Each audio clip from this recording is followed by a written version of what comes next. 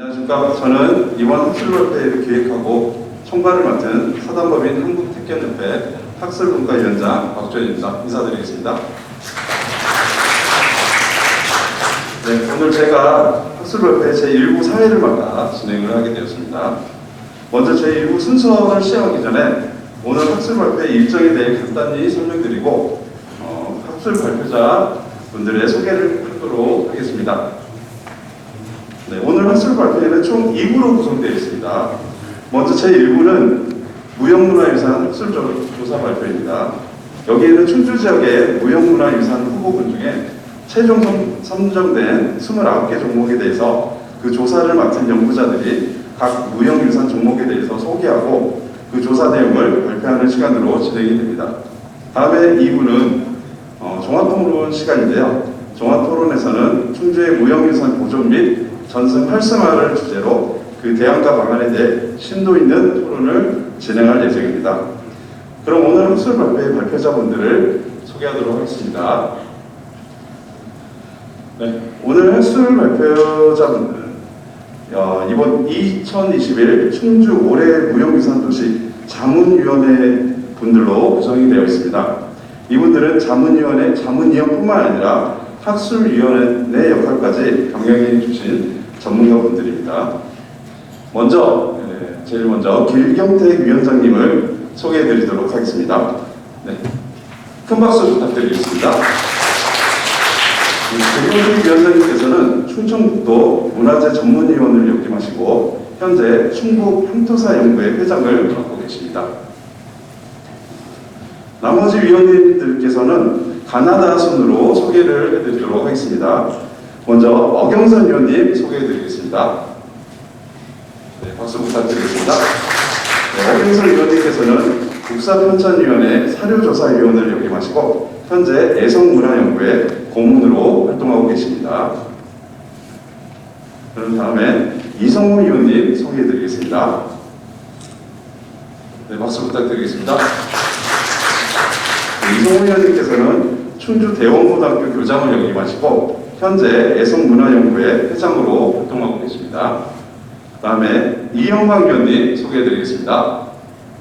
네, 박수 부탁드리겠습니다. 이영광 위원님께서는 현재 세안대학교 전통연예과 강의교수로 계시며 충주예술인협회 회장으로 활동하고 계십니다. 네, 다음에는 정재성 위원님 소개해드리겠습니다. 박수 부탁드리겠습니다. 정재성 위원님께서는 영산대학교 동양무예 학과장을 역임하시고 현재는 충주시 의원으로 활동하고 계십니다. 그리고 마지막으로 허원기 위원님을 소개해드리도록 중간 죄송합니다. 이종성 위원님 소개해드리도록 하겠습니다. 네, 박수 부탁드리겠습니다. 네, 이종성 위원님께서는 현재 충청북도 무형문화재 제10호 사기장이시면서 원광전통도예연구소 대표를 맡고 계십니다. 네, 그러면 마지막으로 허은기 위원님 소개해드리도록 하겠습니다. 박수 부탁드리겠습니다. 네, 허은기 위원님께서는 현재 건국대학교 동아한국어문학과 교수로 계십니다.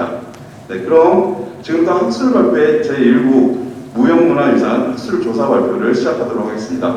원활한 학술발표회 진행을 위해서 휴대폰은 진동으로 설정을 부탁드리도록 하겠습니다.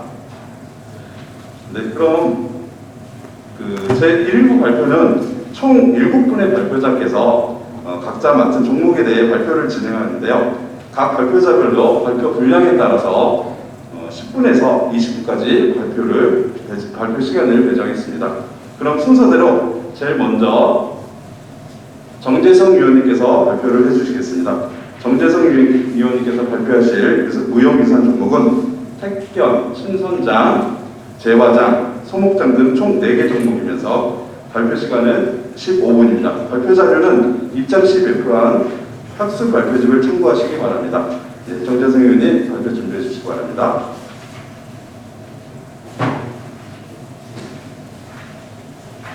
예, 소개받은 정재성입니다. 오늘 이 자리에 서게 돼서 굉장히 영광스럽습니다.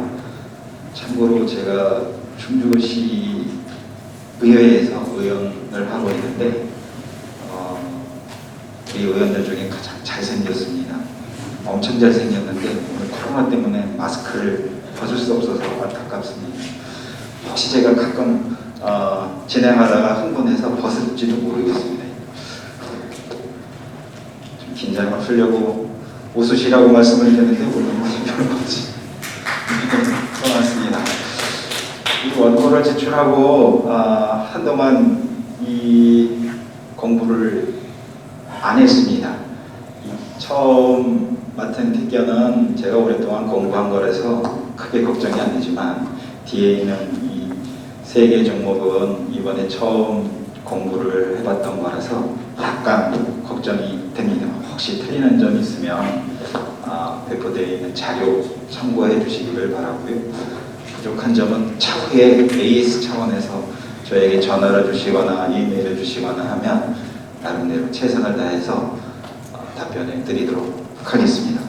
처음 제가 먼저 소개를 드릴 종목은 택견입니다. 여기 계신 분들 대부분이 충주에 계신 분들 같아요. 제가 다 대부분은 낯이 익은 분들인 거 보니까 충주 분들일 것 같고, 그래서 택견은 이미 특별히 설명을 안 드려도 이해가 잘 되실 것 같은데요.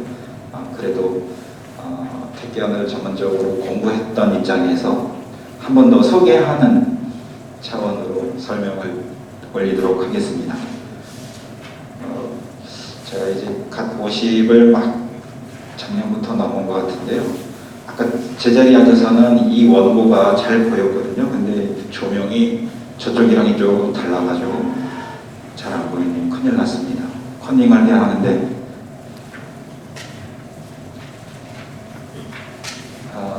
택견은 전에는 중요무형문화재라고 했는데 지금 이제 국가무형문화재죠. 1983년도에 국내에서는 빼면 조금 더 편하군요. 네. 뒤로 물러날 수 있어서 83년 6월 1일에 중요무형문화재, 지금의 국가무형문화재로 지정이 됐는데요.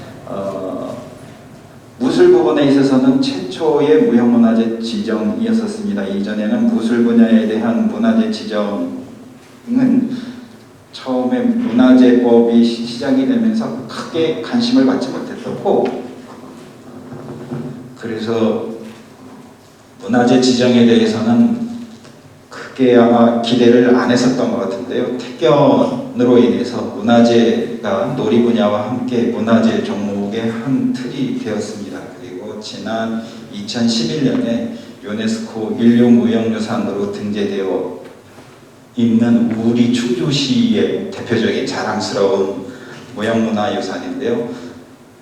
택견 때문에 무술축제가 생겼고, 그리고 무술연맹, 그리고 국제무예센터 등이 생기고 그랬습니다. 그래서 충주가 무예의 고장인데 안타깝게도 제가 바라보는 관점에서는 충주 시민들이 택견의 가치를 잘 모른다라고 하는 생각이 많이 듭니다.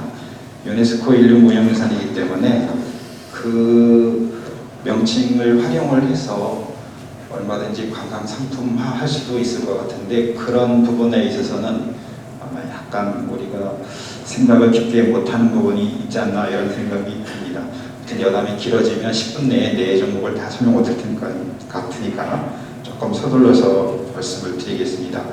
택견의 특징을 좀 말씀을 드려야 될 것 같은데요. 우선 택견이 충주에서 정립되게 된 계기는 신한승이라고 하는 분이 계셨기 때문인데요. 신한승이라고 하는 분은 서울 왕십리 태생이었었습니다.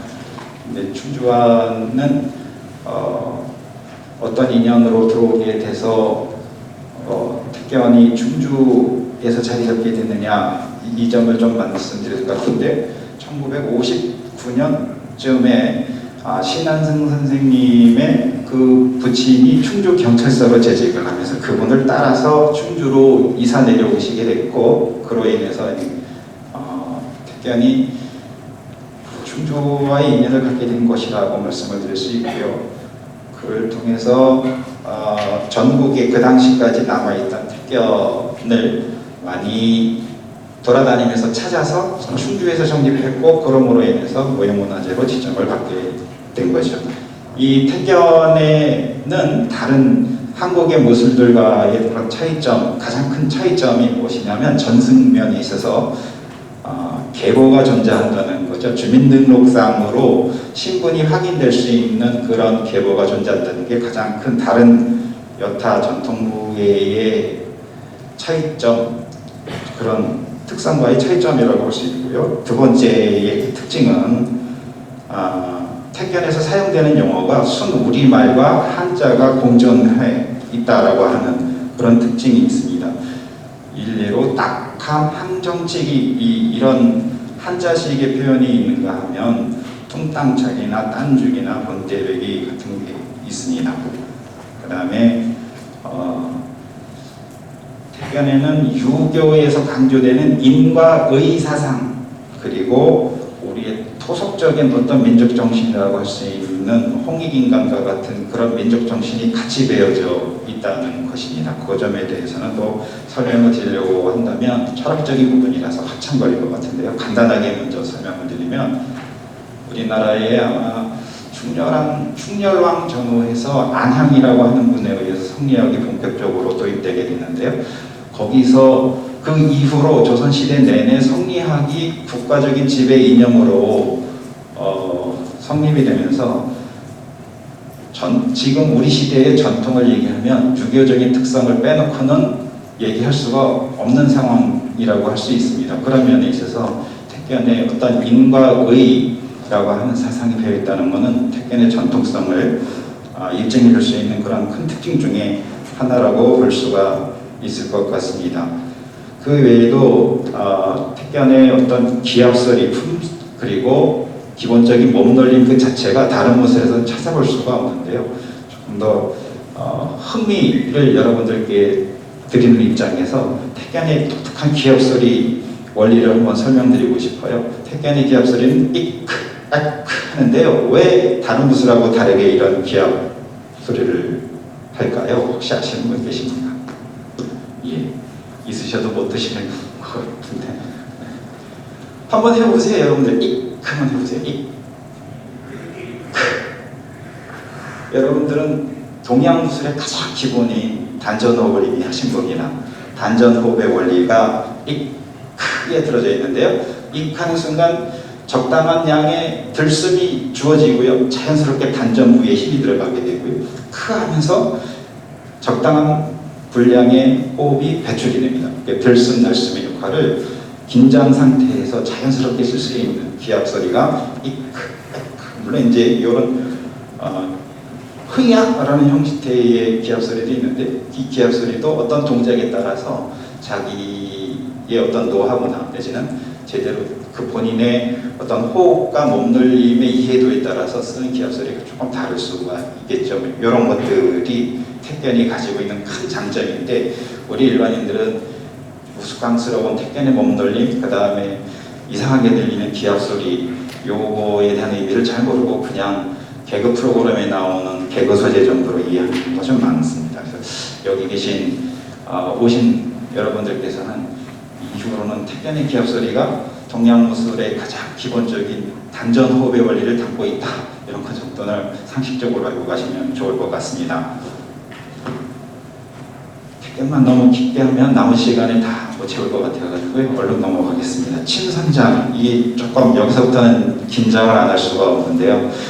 비전공 분야입니다. 이번에 공부를 하면서 참 재미있게 봤었는데요.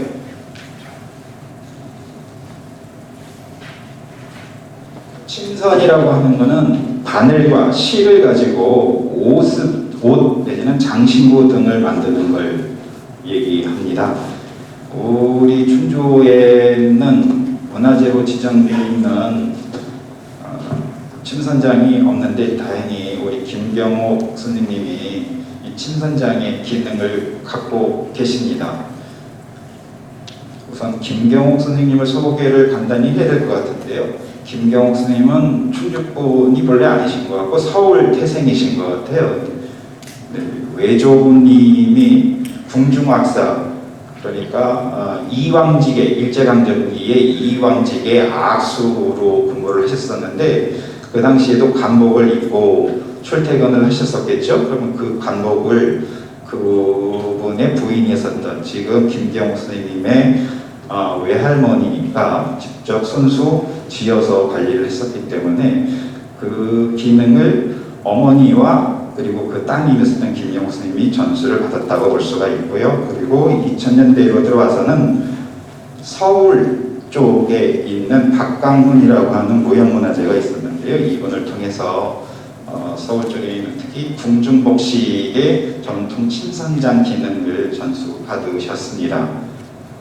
그리고요, 무엇보다도 우리 스님님의 장점은 우리 지역에서 출토된 그런 과거의 복식을 완벽하게 연구하고 재현했었던 그런 점에 있어서 현장 경험 이해도가 높은 분이라고 평가를 해드릴 수가 있는데요.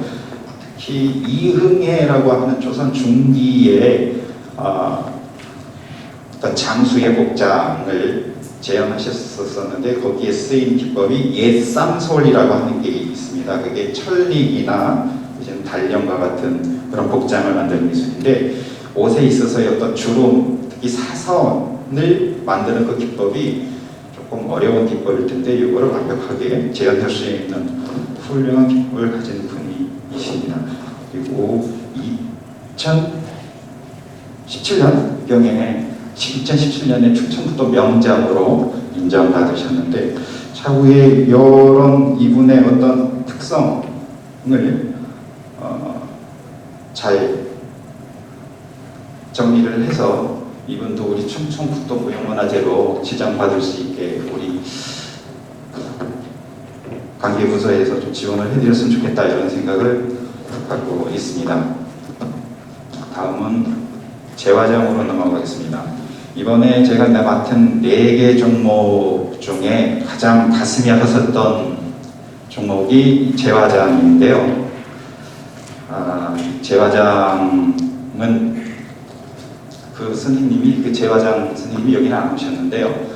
전통 방식의 재화 그 기법을 포기를 하겠다 안 하겠다라고 말씀을 하십니다. 왜냐하면 전통 방식으로 해서는 밥 먹고 살기가 힘들다는 겁니다. 물론 당신은 연세가 들으셔서 이제는 뭐 죽으면 그만이지만 이 기법을 혼자 남은 상태에서 할 수 있는 상황도 아니고 자식에게 이런 것을 물려주고 싶지 않다고 이런 식으로 말씀을 하시는데요. 전통 가마를 새로 짓고 그리고 그 틀을 찍어서 만드는 데에는 최소한 3, 4인 정도, 그러니까 3명 이상, 4명 정도의 또 손발이 맞는 팀워크가 필요한데 이걸 할 수 있는 여건이 되질 않는 겁니다. 실제로 이분은 동량면 송호천 계곡에 공장을 차려가지고 운영하고 계신데요. 충청, 강원, 서울, 경기 일대에서는 이곳이 유일하다고 그럽니다. 그리고 저쪽 울산 그리고 제 기억에 맞다면 아마 전라도 어느 지역에 무형문화재가 한 분 있고 그래서요. 지금 중부권 이북에서 기와를 필요하는 것은 이분을 통해서 만들어지게 되고 있습니다.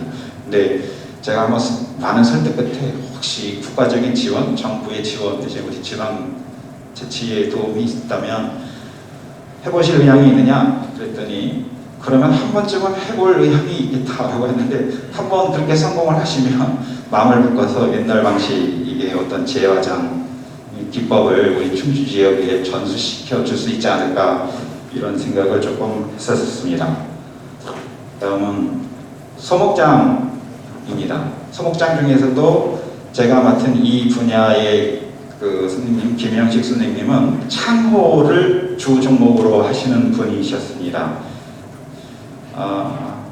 소목장이라고 한다면 이 대목장하고 조금 구분이 되는 건데 일반적으로 우리가 전통 건축물을 질 때 외형적인 큰 틀을 만드는 건 대목장이고요. 그리고 우리가 일상생활에서 직접 사용하게 되는 생필품 내지는 생활도구 등을 하는 종목이 소목장이 되겠습니다. 김영식 선생님은 충주권이시고요. 고등학교 졸업하면서 광신법봉소라는 데를 들어가셔서 소위 말하는 작부로 시작을 하신 거죠. 그래서 처음에는 그 선배님들한테 많이 두들겨 맞으면서 배웠는데 아마 타고난 재능이 있으셔서 주문이 밀리는 와중에 당신 스스로 책상을 만들고 그러면서 인정을 받게 됐다고 그럽니다.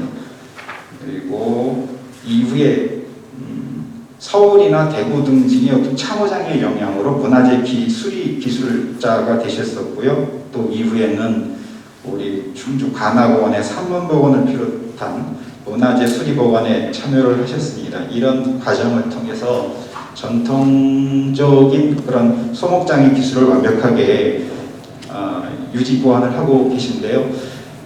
마무리를 하라고 저쪽에서 계속 압력을 넣어서 정리가 잘 안 되는데요. 이 말씀은 늦어도 꼭 드리고 싶은데요. 충주의 소목장 보호 육성할 필요성이 있다고 하는 역사적인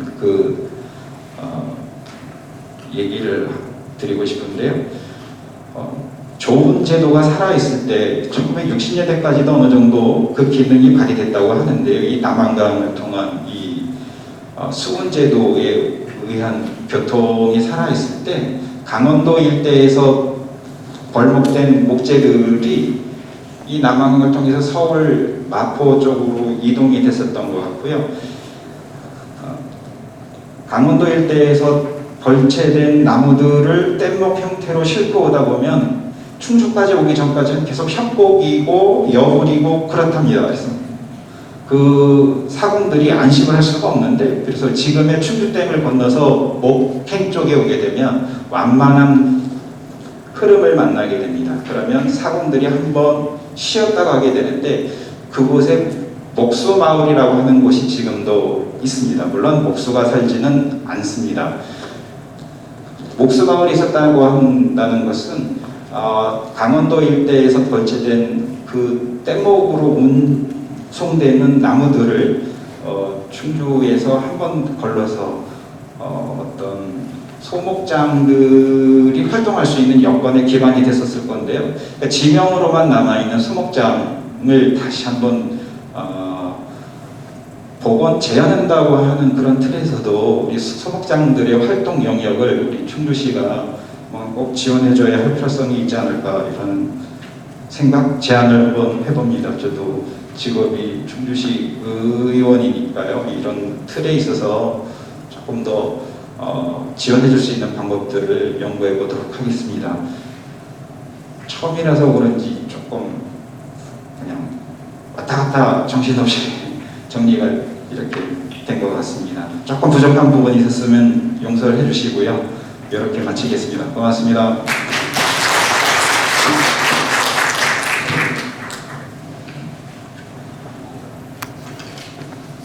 네, 충주시의회에서 제일 잘생기신 정재승 의원님 발표 감사합니다.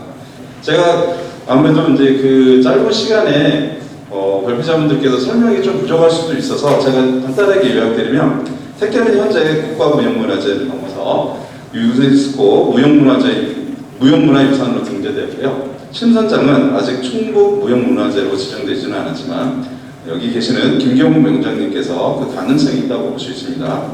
그리고 재화장은 제작 방식이 현대화되었다는 아쉬움이 있지만 전통적인 문양이나 기법이 잘 유지되고 있다는 점에서 그 전통적 명맥이 이어져 가고 있다고 할 수 있습니다. 마지막으로 소목장은 김영식 명장님께서 전통 창호를 비롯해서 소목장 일을 주업으로 하고 있고요. 꾸준히 전통 기법의 전승과 창작 활동을 병행하고 있다는 것을 알 수 있었습니다. 다음은 길경택 위원장님께서 발표를 해주시겠습니다. 길경택 위원장님께서는 야장, 소관장, 잠시만요. 네, 야장, 소관장, 사기장, 단청장, 청명주 등 총 5개 종목이고요. 발표 시간은 15분입니다. 김경택 위원장님, 네, 나오셨군요. 큰 박수 부탁드리겠습니다.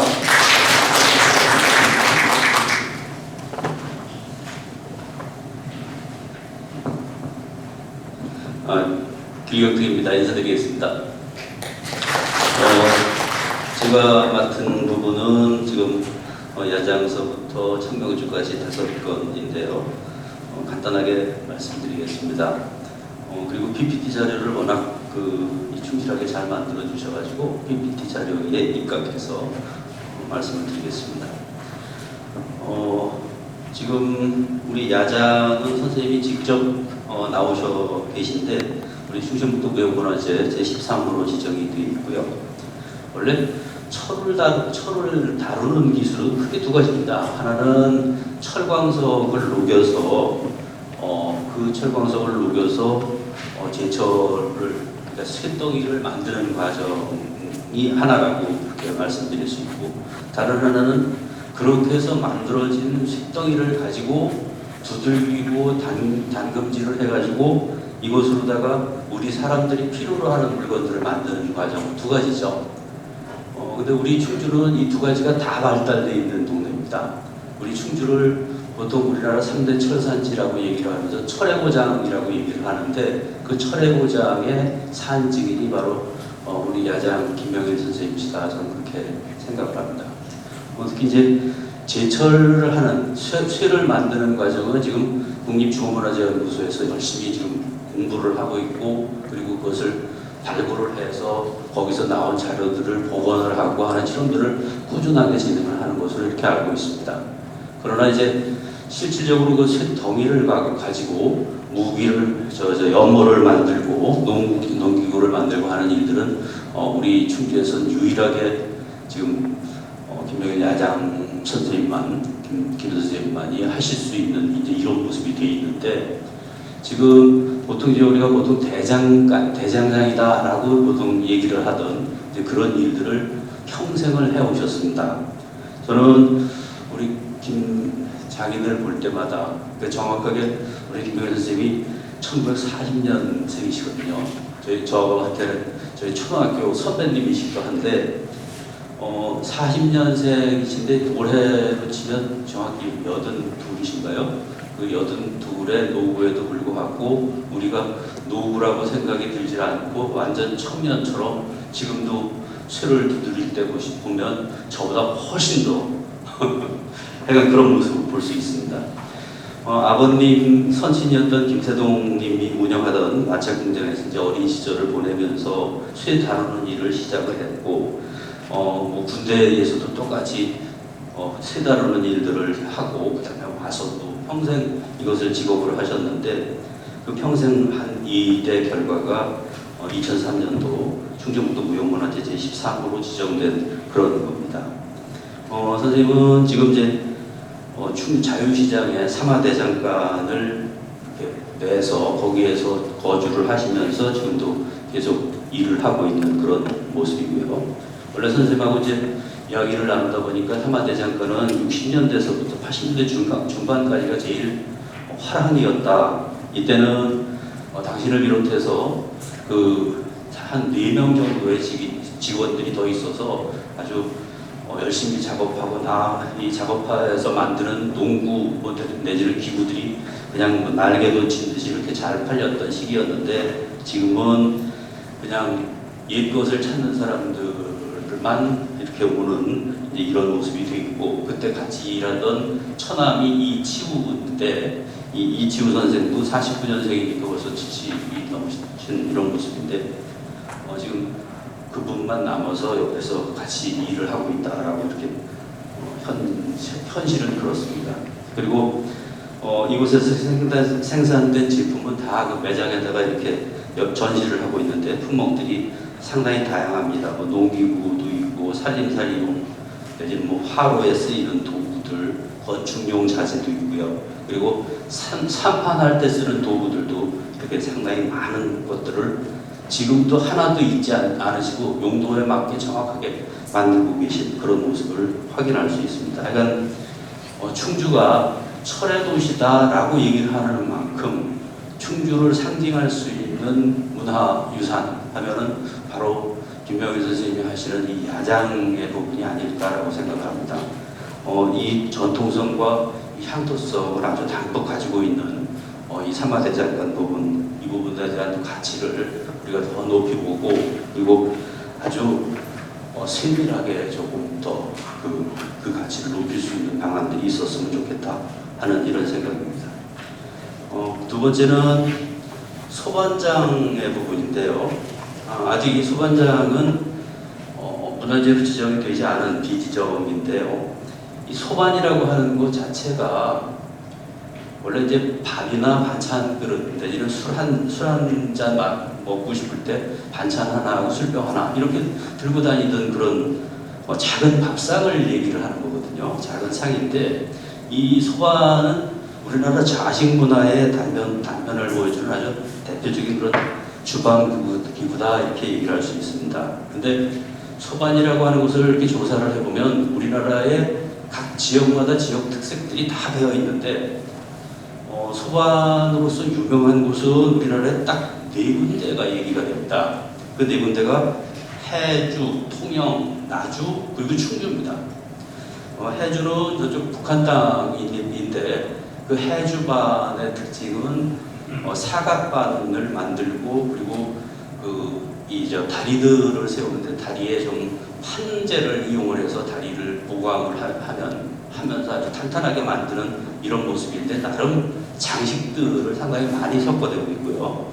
통영 같은 경우는 이제 경상도 지방이니까 경상도 지방에서도 마찬가지로 그 다리들 이제 똑같은 그 기법으로 다 해주반과 비슷하지만 훨씬 그 간결하면서도 특징적으로 이렇게 만들고 있고 나주는 뭐 전라도 쪽이니까 이쪽은 특히 이제 대나무들이 좀 나오니까 대나무 같은 것들을 이용을 좀 해서 이렇게 소반들을 만들고 있는 이런 얘기들도 보고요. 그러나 통영이나 나주나 이런 데는 그 지역적 특색들을 분명히 가지고 있는데 우리 충주 같은 경우는 소반을 만들 때 저렇게 약간 둥근 골로 12각 내지는 뭐 8각 이런 식으로 소반을 만듭니다. 그래 사각의 것이 아닌 저렇게 약간은 좀 원형 형태로다가 소반을 만들고 저기다가 다리를 만들어 붙이는데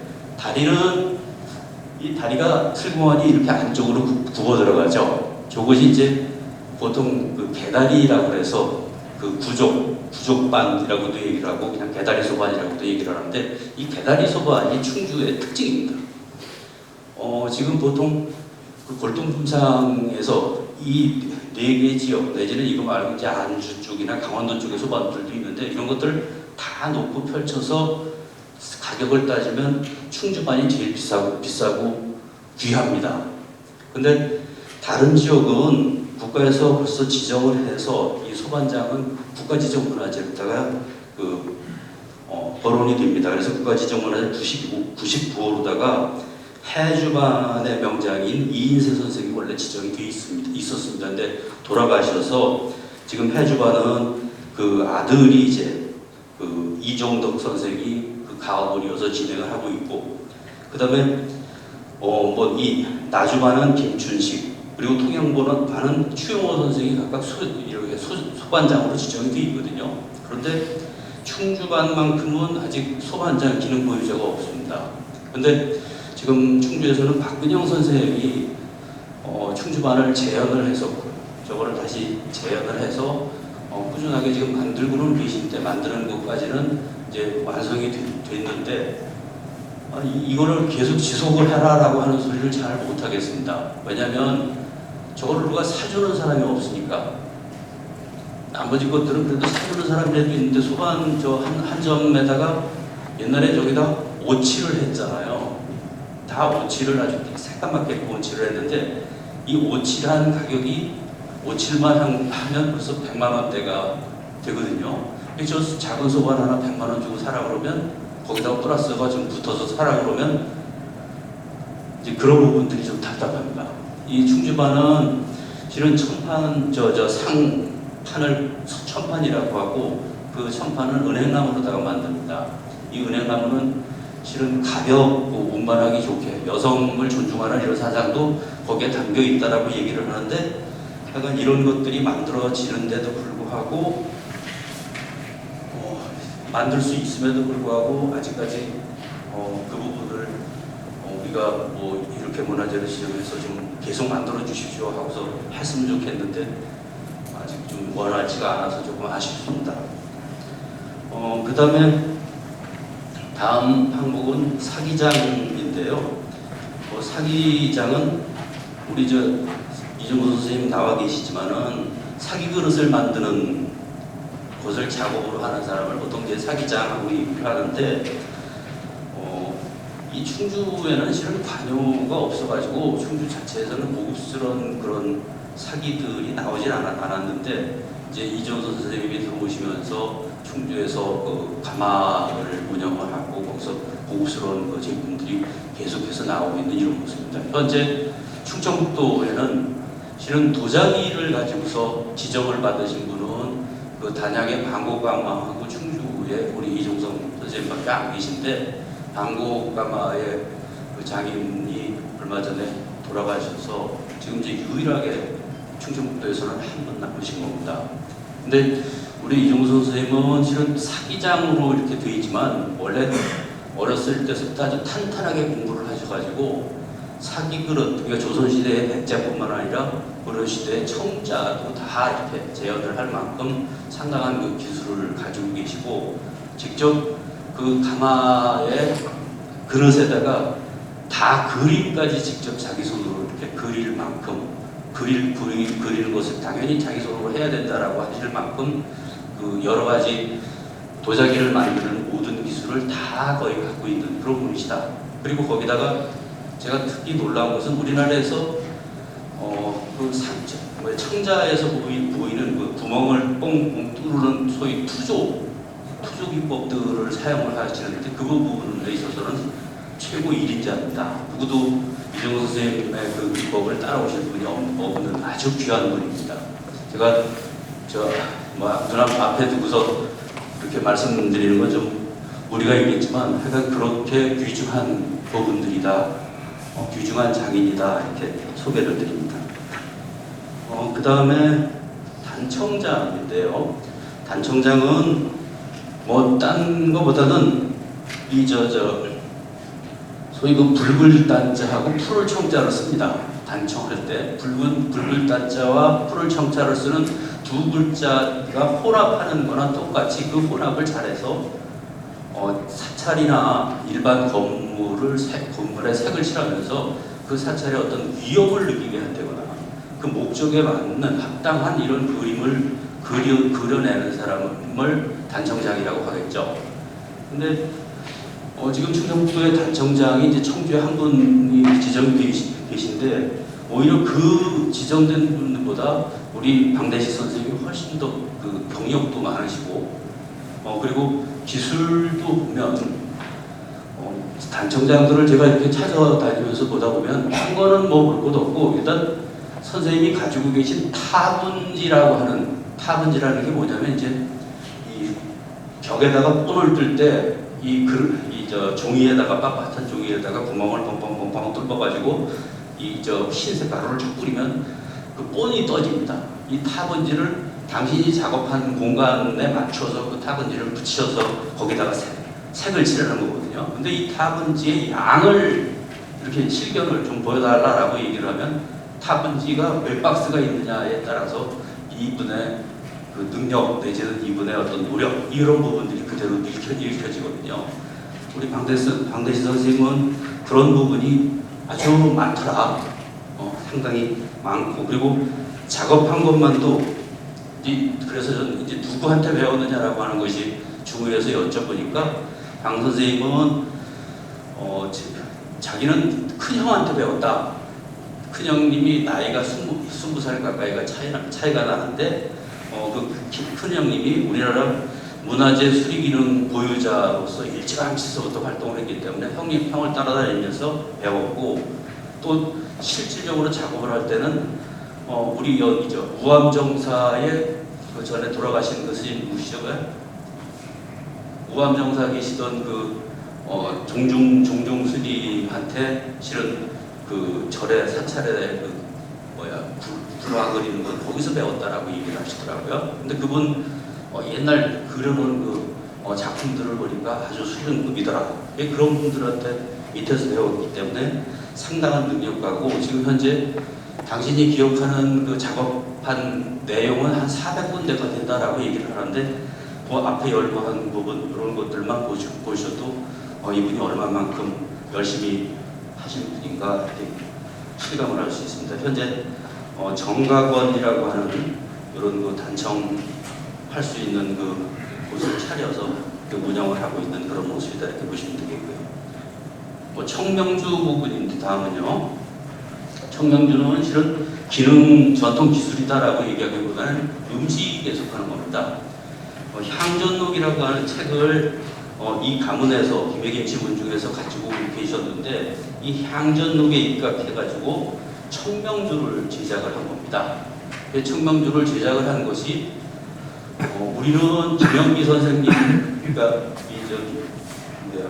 김영섭 지금 현 기능 보유자의 아버지 그분만 김영기옹만 생각을 했는데 실은 조사를 해보니까 김영기옹보다 훨씬 더 오래전에 그 증조 할머니인 권정순님서부터 그 2대가 이제 왕숙모였던 박영환님 그리고 김영기 선생님 그다음에 본인 김영섭 선생님 이렇게 한 4대에 걸쳐서 벌써 진행이 됐던 이런 모습인데 당신 아버지 대인 김영기 선생님 때에 청명주 우리 충청북도 문화재 무형문화재 2호로다가 지정이 된 것은 자기 아버님 때였다.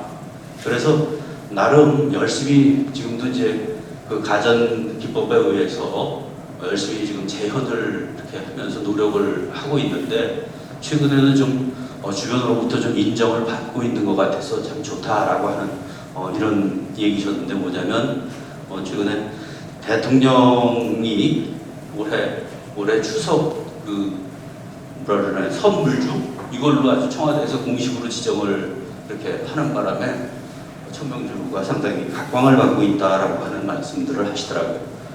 청명일날 먹을 수 있게 제작을 했던 그러니까 청명주를 먹으면 술이 얼굴해가지고 저 문경 세자 나가서야 비로소 깼다라고 하는 이런 전설적인 얘기가 있고 실은 청명주에 대한 얘기는 이규경의 그 책이라든지 뭐 주변에 그 많은 선인들의 얘기들 속에서 청명주의 얘기들은 많이 소개가 돼서 나오는데 이 충청북도 충주에 있는 요 중앙탄면 창동리에 있는 요것만 지금 현재 가전주로서 이렇게 문화재로 인정을 받고 지금까지 계승이 되어 왔다라고 하는 것 자체가 아주 귀한 일이다라고 생각합니다. 그냥 간단하게 이렇게 보고 말씀 마칩니다. 고맙습니다.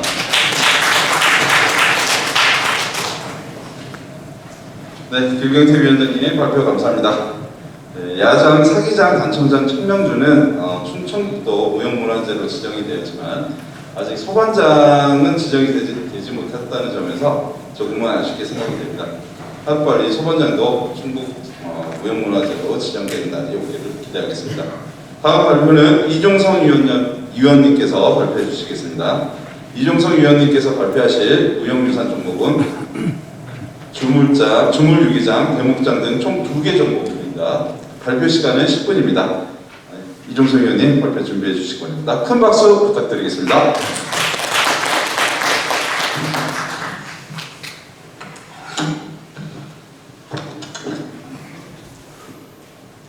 안녕하세요. 저희 와던 이종성 아까 우리 길정택 위원장님이 너무 화려하게 소개해 주셔가지고 감사하고요. 그 중에서는 좀 빼먹은 게 사기장이나 일명 사기꾼이라고 합니다. 그래가지고 저는 사기꾼하고 많이 놀고 있습니다. 근데 제가 오늘 발표할 분은 유감스럽게도 다 돌아가신 분, 작고하신 분 두 분인데 우리 그 기능 쪽에서는 종목을 넘어서 다 비슷하게 서로 교류하는 부분이 많습니다. 물과 나무를 활용하는 아까 김명일 회장님도 다 비슷한 흙과 이런 걸 가지고 다루는 분들이 많이 계시고 제가 무형문화재 보존협회 총무를 맡다 보니까 이제 우리 김명일 회장님도 계신데 제가 많은 선배이신데 제가 이렇게 발표를 하게 돼서 좀 두렵고 그 대신 시간 짧게 주셔서 감사합니다. 감사드리고요. 그리고 아까 우리 정재석 의원님 잘생기셨다고 그랬는데 굉장히 마스크 때문에 손해를 많이 보는데 저는 마스크 때문에 덕을 많이 봐요. 제일 못생겼거든요 사실. 그래가지고 덕을 많이 봅니다. 그래서 우리 주물 유기장 밥값을 이제 제 24호님은 제가 충주에 저도 충주에 온 지 벌써 19년, 20년이 다 가고 있어요. 그래서 경기도 쪽에서 가면 충주 양반이 다 됐다고 그런 분이 많이 계시고 또 충주 놈이 됐다고 그러기도 합니다. 근데 여기서 요 기자님들은 충주분은 아니셨고 김천에서 태어나셔서 6.25 때부터 아버님 박수도 선생님이실 것 같아요. 박수도 아버님이 대를 이어서 작업을 하시다가 2011년에 지정을 받으셨어요. 여기서 지정을 받으시고 이때 같이 이제 조사를 하지만 신재원 대목사님도 같은 해에 지정을 받으셨어요. 여기 우리 이선철 회계사님 계셔서 다 너무 잘 아시겠지만 같은 해에 받으시고 같은 해에 두 분이 다 돌아가셨다는 게 참 운명적인 것 같기도 하고 좀 안타깝기도 합니다. 그래서 그 유기장은 두드리는 글씨가 잘 안 보여요.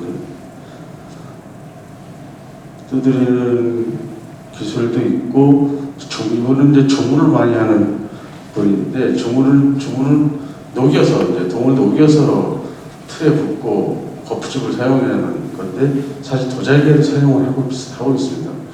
그건 어딘데 그걸 많이 사용하고 있고 그런 주문을 하는 유기장님이었었는데 생활자기 쪽에 요즘에는 깎아서 많이 하죠. 주석하고 동을 사용하는데 요새는 국가적으로 전 세계적으로 비율이 똑같아요. 근데 옛날에는 좀 다르기도 했어요. 다 공방마다. 그래서 많이 저기 했는데 안타까운 거는 그 자제분이 이어가지 못했어요. 그래가지고 좀 안타까운데 뒤늦게 둘째 아들인가 박태선 씨가 좀 이어가려고 노력을 하고 있습니다. 근데 조금 늦었어요. 좀 늦어가지고 좀 나보다 더 노력을 하면 이어갈 수 있지 않을까 좀 기대를 해보고 있습니다. 그리고 신재현 대목장님도 사실 많은 절도 지으시고 대목장님으로서 저희 아버님도 사실 옥수였었습니다. 아버님도 옥수였기 때문에 너무 대목장에 대해서 많이 봤는데 많이 노력하시고 참 재주도 많으시고 또 이분이 글씨도 참 기가 막히게 잘 쓰시더라고요. 좀 안타깝고 그때 두 분이 돌아가신 거에 대해서 지금 우리가 코로나 위기인데 그때 코로나가 나온 거 아닌가 좀 의심도 해요.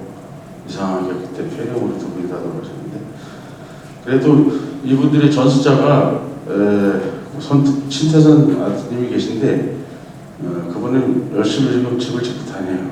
아직 나이가 젊고 다행히 이영훈이라는 제자분의 한 분이 이번에 중국 무용문화재를 지정받으셨습니다.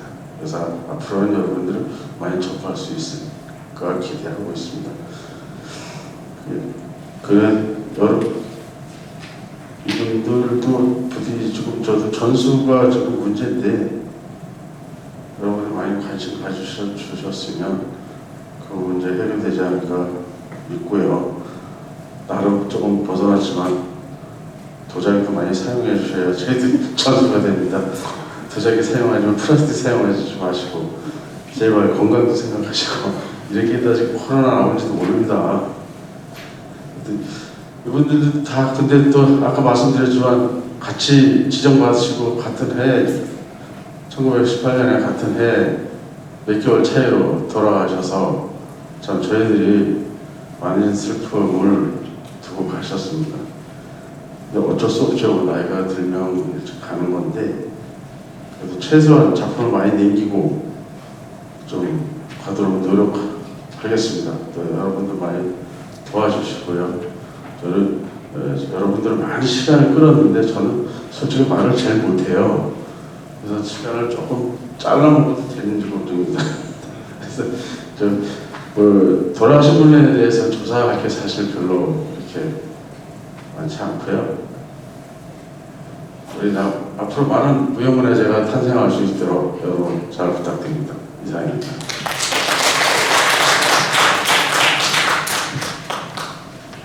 네, 이중성 의원님 발표 감사합니다. 다행히도 3분을 좀 아껴주셔가지고 다른 분들이 좀 길게 끊었던 부분들을 조금 아낄 수 있었습니다. 이종성 의원님께서 발표해 주신 종물 유기장과 묘목장님께서는 말씀드렸듯이 이미 작고 하셨습니다. 그렇지만 이제 그 전승자들이 충주 지역에서 명맥을 유지하고 있다는 점에서 이번 충주시 무형유산 목록에 포함이 되었습니다. 그럼 간단히 지금 잠시 5분간 휴식 시간을 갖도록 하겠습니다. 건물 로비 쪽에 간단한 음료와 다과가 준비되어 있습니다. 휴식 시간에 이용하시고 잠시 5분 후에 다시 일부 순서 이어가도록 하겠습니다. 그럼 이번에는 이용강 의원님의 발표가 있겠습니다. 이용강 의원님께서 발표하실 무형유산 종목은 달천국물, 난양이 호상소리, 시조창, 옥계나루 뱃소리, 마라소리 농협 등 총 5개 종목이며 발표 시간은 20분입니다. 이용강 의원님 발표 준비해 주시고요. 큰 박수 부탁드리겠습니다. 안녕하세요. 반갑습니다. 네, 저는 대학에서 전통 연희학과에서 아이들을 가르치고 있으면서 충주에서 전통 공연 예술을 활동하고 있는 현재 활동가입니다. 오늘 제가 전통 공연 예술 분야 5분의 자료를 연구 조사해서 발표를 하게 될 건데요. 제가 한 25년 전, 거의 한 30년 전에 다 뵀던 어르신들이고 선생님들이라 제가 이번 기회를 통해서 오랜만에 만나서 얘기도 나누고 막걸리도 한잔하면서 기획 공연도 준비도 하면서 그분들의 애환 같은 것들 그리고 원하는 것들 무슨 게 있는지를 오랜만에 함께 할 수 있었던 그런 기회가 돼서 개인적으로 굉장히 감사를 드리고요. 그리고 충주에서는 가장 중요한 공연 예술 분야일 텐데 20분 안에 5개를 소개한다는 게 사실 굉장히 무리수가 좀 있습니다. 그리고 저로서는 굉장히 하나하나 좀 말씀을 많이 드리고 싶은데 그렇지 못한 점이 좀 아쉽긴 하지만 가지고 계신 자료집을 참고하셔서 제가 간단하게 말씀드리겠습니다. 우선 달천풍물을 말씀드릴 텐데요. 이 달천풍물하면 일단 지역은 달천 평야 지역인 거고 풍물에 대한 얘기를 낯설지 생각하실지 모르겠지만 이게 좀 한번 정확히 짚고 넘어가야 될 부분이 있습니다. 지금 농악이라고 해서 지금 유네스코에 등재가 되어 있는데 농악이라는 말은 사실 지금도 학자들한테 굉장히 분분하게 토론이 되고 있는 그런 용어인데요. 사실 일본의 잔재입니다. 일제 잔재로 농악이라는 것은 일제 강점기 시대 때 우리 문화를 폄하하기 위해서 농민들이 하는 음악라고 해서 이걸 굉장히 막았어요. 못하게 했었어요. 그렇게 하면서 삼미증식이라는 1930년대 삼미증식 계획을 할 때 총독부에서 농악이란 말을 처음 사용을 했고 그리고 그 농악을 사용해야만 풍문을 칠 수 있는 그런 기회를 주어져서 그런 것들이 청산이 되지 않고 해방 이후에도 그대로 반영이 돼서 무분별하게 반영이 돼서 지금도 농악이란 말을 마치 공식 용어처럼 사용하고 있습니다. 이거 저는 학생을 가르치는 입장에 굉장히 사실은 이거 다시 한번 재고해야 되는 부분이 아닌가라는 생각을 먼저 말씀드리고요. 다행스럽게도 달천종합을 하고 계시는 정봉근 선생님께서는 이 농악이라는 말을 사용을 안 하세요. 달철풍문이라고 그러면서 지역에서 예전부터 농악이라는 말을 사용하지 않았다는 말씀을 하시더라고요. 그래서 너무 감사했고요. 우리 현재 지금 문화재로 되어 있는 전국에 있는 풍물을 보면 대부분이 성격들이 마을과 마을에 있는 노동할 때 농사를 짓거나 어업을 하거나 그런 때 생긴 자연 발생적인 풍물에 전문가들이 진주목이라든가 아니면 안성 같은 큰 장이 성시했던 곳들 그 장이 성시했던 곳에서 전문 연예인 형태의 풍물패들이 생기면서 광대들이 생기면서 그 두 분야가 합쳐져 가지고 지금에 있는 문화재 풍물이 돼 있어요. 그게 지금 전라도에 있는 정읍 풍물이라든가 아니면 진주 삼천포 풍물 이런 부분은 거의 다 마을 풍물이 전문 연예인들에 의해서 발전이 돼서 지금 농업으로 문화재로 지정을 활동하고 있습니다. 달천 지역은 예전부터 평야 지역이죠. 저도 어렸을 때, 젊었을 때 달천 평야 얘기 많이 들었는데 이 농동산을 많이 짓는 집단 노동력이 필요하기 때문에 함께 하지 않으면 농사를 지을 수가 없는 그런 생활 구조 방식이라 밀농사를 짓는 서양하고는 굉장히 다른 차이점들이 있습니다. 그래서 그래서 품앗이라든가 두레라는 형식의 우리 생활문화 구조가 생겼던 것이고요. 당연히 그런 것들을 함께 음악으로 이겨내기 위해서 힘든 노동 그런 이겨내기 위해서 집단 유용을 할 수 있는 풍물이 생겼고 때로는 이 풍물이 전시에는 군함이 되죠. 그래서 농민들이 전시가 되면 농군이라고 합니다. 그래서 하얀 그냥 일상복에다가 띠만 두르면 음악을 즐기고 음악을 하는 그런 풍물패가 되는 건데 그런 형태를 볼 수 있는 모습들이 바로 달천 평야에 있던 달천 농악도 달천 풍물도 이렇게 마을 풍물에서 남수산패에서 활동하시던 유명한 분들이 여기 계셨다고 해요. 그래서 그런 분들과 함께 권리풍물패로 선정이 됐다고 합니다.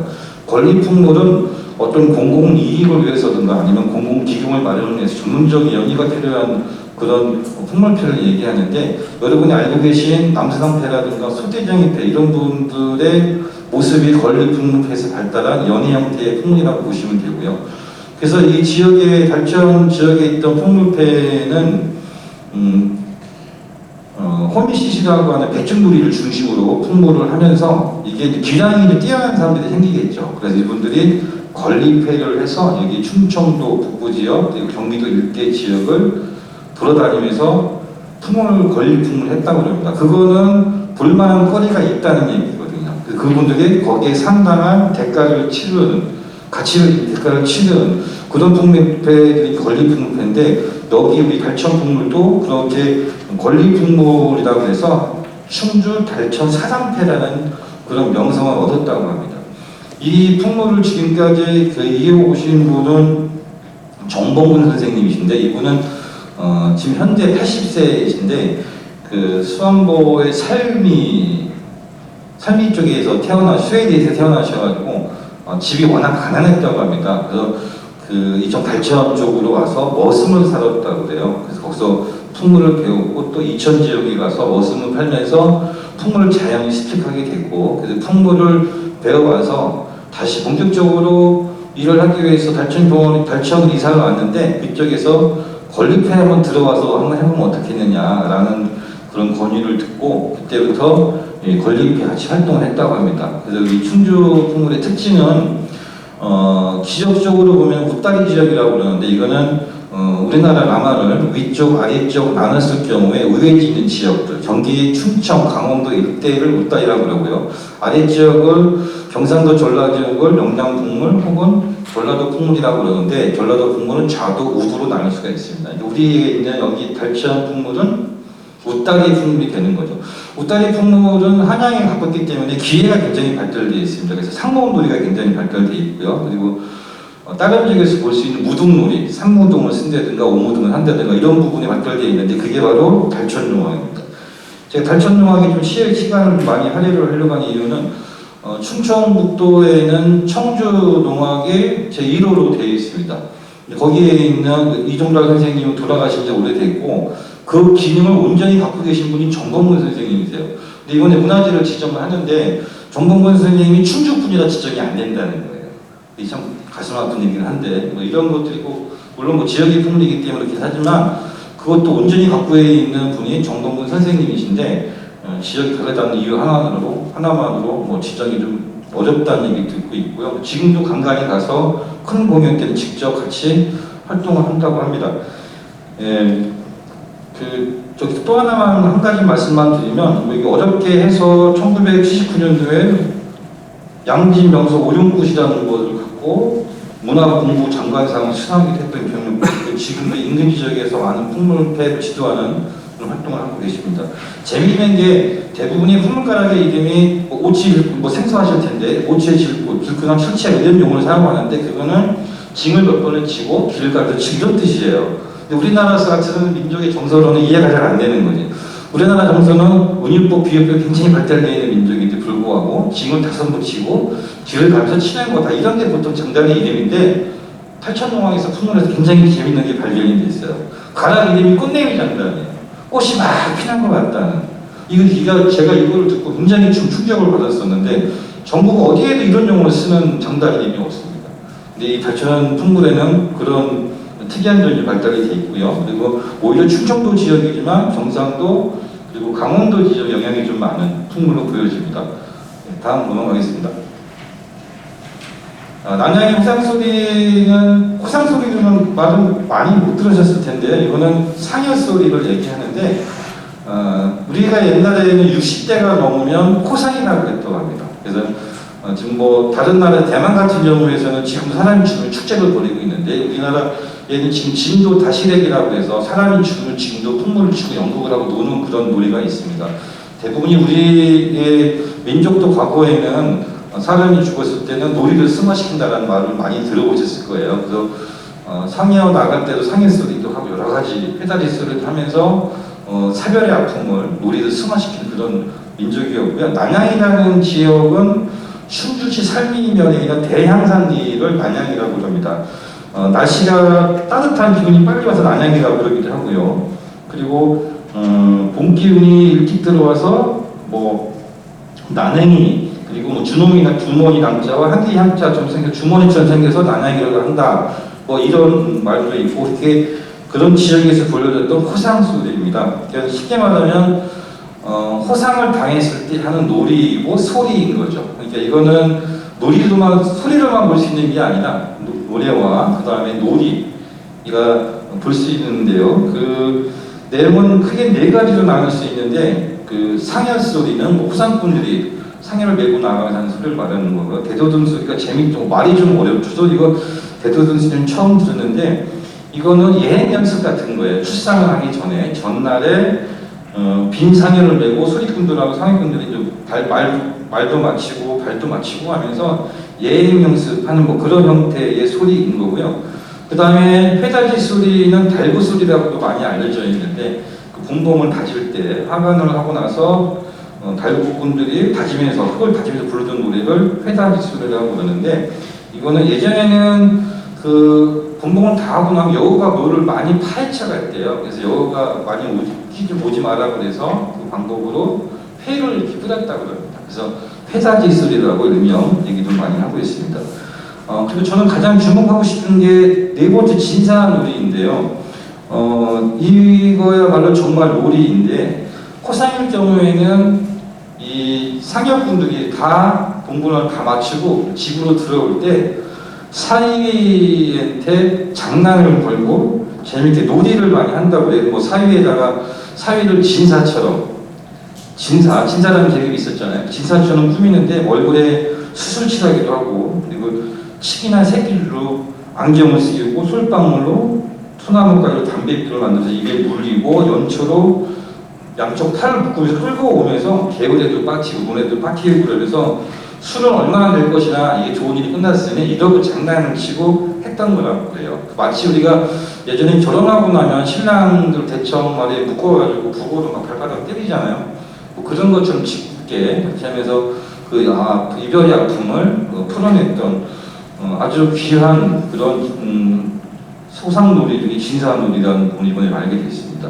이 놀이라는 거를 통해서 가족을 잃은 상주와 그 가족들한테 그 애통을 좀 덜어주고 그리고 저승으로 잘 인도됐다고 하니 안심하라 뭐 이런 희망적인 그런 소리라고 볼 수 있습니다. 지금은 중원미술연구보존회를 하고 있는 임창식 선생님께서 이거를 하고 있는데요. 이분도 그쪽 지역의 분은 아니지만 그쪽에 있던 임정식이라는 선생님께서 돌아가신 임정식 선생님이 상여수를 했었다고 그러는데 그 몇 번 따라다녔는데 임창식 선생님한테 목소리가 좋으니까 한번 배워봤으면 좋겠다 이렇게 권유를 하셨대요. 그래서 음악을 따라다니면서 소리를 부르기 시작을 했는데 그 후에 그분이 돌아오고 나서 임창식 선생님께서 지금까지 상연수를 하고 있고, 그리고 근 10년 정도의 그 대가 끊겼다고 합니다. 이번 기회에 이걸 다시 한번 복원해 줬으면 좋겠다는 바람이 있었습니다.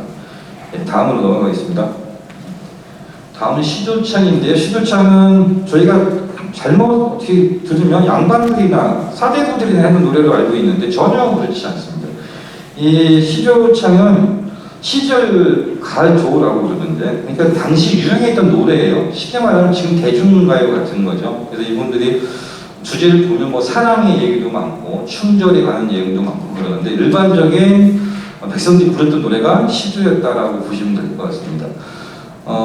이 전국적으로 여러 가지 지역별로 나누긴 하는데, 뭐 전라도 지역, 경상도 지역, 경기도 지역이 나눠서 경기도는 경제, 전라도는 완주를 중심으로 완제라고 그러고요. 충청도 내포 지역은 내포제, 경상도는 영제, 이렇게 여러 가지 지역별로 사투리처럼 그 노래가 발달이 되어 있는데, 이게 노래가 말이 좀 어렵고 노래가 어렵다 보니 현대 들어와서 일반인들한테 대중성을 갖기 너무 어려웠던 거죠. 그래서 이거를 좀 통일을 좀 해야 되겠다, 좀 쉽게 배울 수 있게 라는 그런 취지를 가지고 서강 정경태 선생님께서 지금 국가무형문화 141호이신 서강 경태 선생님께서 전국에 있는 풍로 시조창을 통일을 했어요. 그래서 쉽게 말하면 정리를 좀 하시는 거죠. 그래서 일반인들이 쉽게 배울 수 있게. 충주에는 두 가지 시기를 볼 수가 있다고 합니다.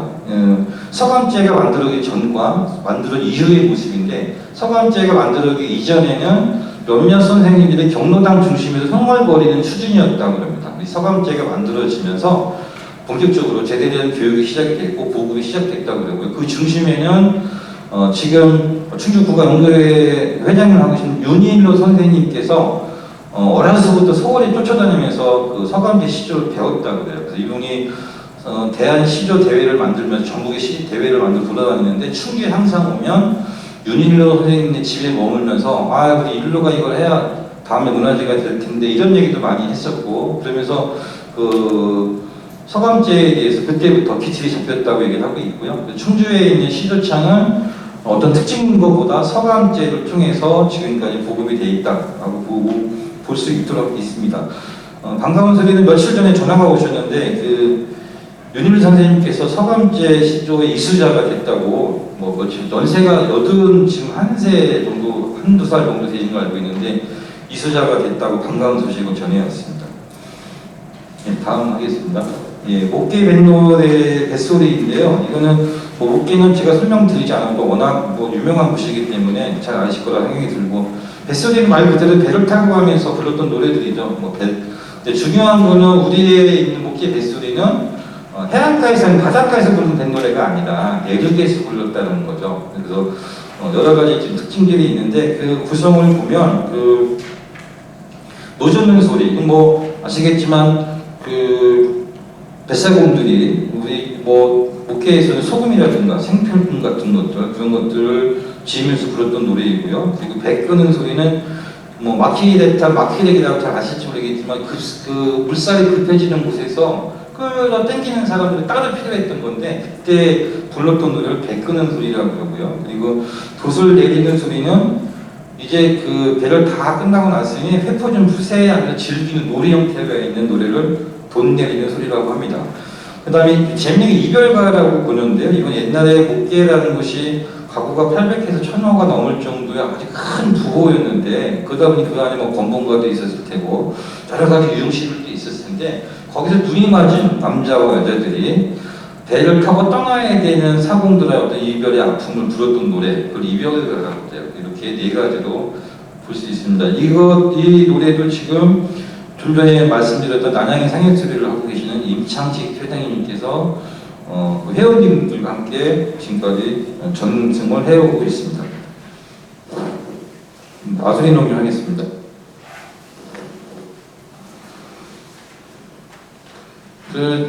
제일 가슴이 아픈 부분이 마술이 농요 이 부분인데요. 사실은 제가 한 25년 전에 제가 좀 젊었을 때 신이면의 주보풍물패를 제가 좀 지도를 한 적이 있는데, 그때 마제에 계신 분들이 많이 와서 배우셨어요. 그래서 지금 그분들이 마스리 동료의 노래도 하시고 풍물도 하시는 분들인데 오랜만에 연락을 드려서 인사 좀 나누고 했는데 이분들이 다 알고 계시지만 여러 가지 내부적인 사정으로 인해서 좀 우리가 좀 많이 행정기관 도와줘야 되는 그런 사정이라고 생각이 듭니다.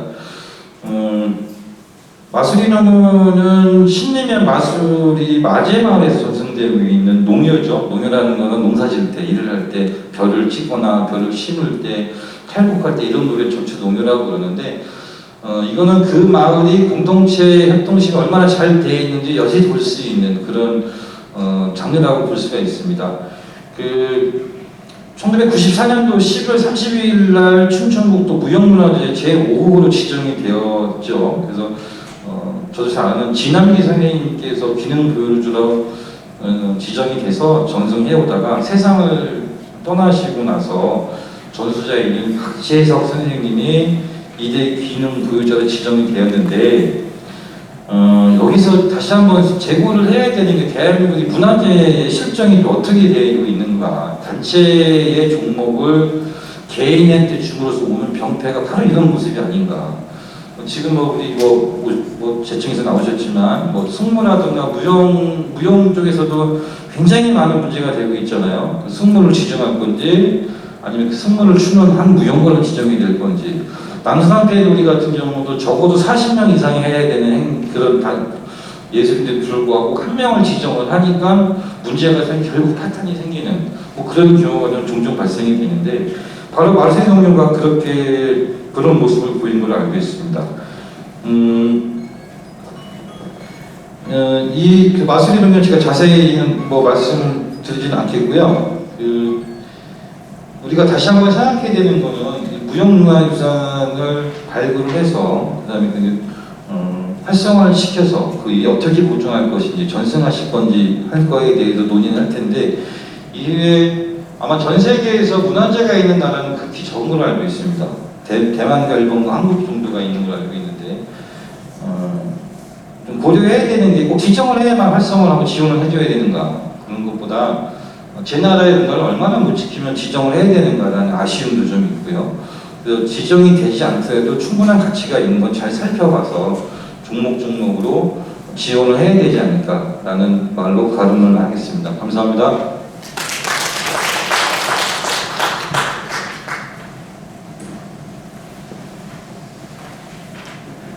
네, 이영광 의원님 발표 감사합니다. 많은 종목인데도 불구하고 가급적 시간을 맞춰주셔서 대단히 감사합니다. 방금 이영광 의원님께서 발표하신 무형유산 종목은 충주의 지역색이 잘 나타나 있는 소중한 충주 지역의 무형문화재라고 할 수 있습니다.